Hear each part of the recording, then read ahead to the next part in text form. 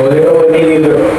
ஏதாவது ஒரு நீதி வச்சுக்கிற கர்த்தர் உன்னை கண்காணிக்கிறார், பார்க்குறேன்.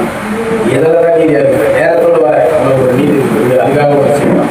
வாரம் நிற்காம தவறாம வர அதுக்காக உனக்கு ஒரு நீதி செய்யலாம். எல்லாம் சந்தோஷமா இருக்க.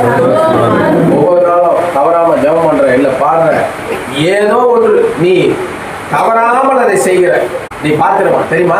ஒருத்தன் செய்ய மாட்டேன்ட்டு வர ராண்டு கிளம்பி வந்து இருக்கிற நான் வந்து ஐயா ஐயா ஐயா ஐயா மகன் கொடி வேதனை பண்ணுறான், எங்களால் கொடி வேதனை பண்ண ஏதோ ஒன்று நான் போகிறேன், அவன் குறைய சொல்லிருக்கிறான். இவர் மட்டும் கம்முன்னு வந்துன்னு கதைலாம் என் பொண்ணு உடம்பு சரியில்லை, பையன் உடம்பு சரியில்லை, இன்னொரு இது மாதிரி யார் உடம்பு வச்சுக்கோ. நீங்கள் கூட 120 இருந்தால் நீங்கள் மாடு நல்லா சொல்லணும். இப்போ சாட்சி லேவு சொல்லுங்க, மாடு உடம்பு சரியில்லை நீங்கள் கொடுத்தீங்க சார் அப்படின்றீங்களா?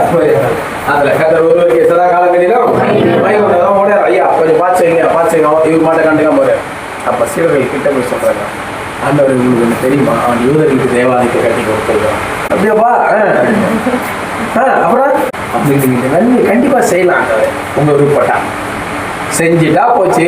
அவர் உடனே சொல்றாரு செஞ்சு நீங்க சொன்ன பிறகு நான் எப்படிப்பா செய்யாம இருக்க முடியும்? யாருக்கு சொல்றாரு?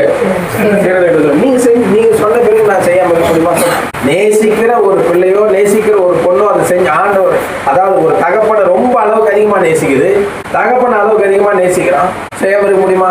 நீ சொன்னா செய்யாம இருக்க முடியுமா? சரி செஞ்சுட்டா போகுது. செஞ்சாரே இல்லையா? கதை நல்லவா?